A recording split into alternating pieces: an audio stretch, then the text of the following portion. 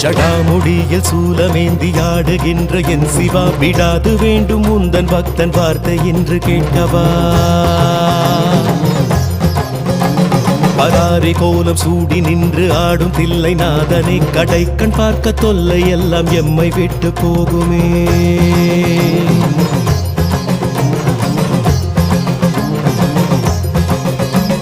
உடுக்கை சத்தம் கேட்டு விட்டு சொக்கி போகும் வேளையில் அடுக்கடுக்கு துன்பம் யாவும் ஓடி போகும் மூலையில் ஜகம் நடுங்க ருத்ர தாண்டமாடுகின்ற கூத்தனே பயம் ஒடுங்க எங்கள் நெற்றி தீண்டி போக வேண்டுமே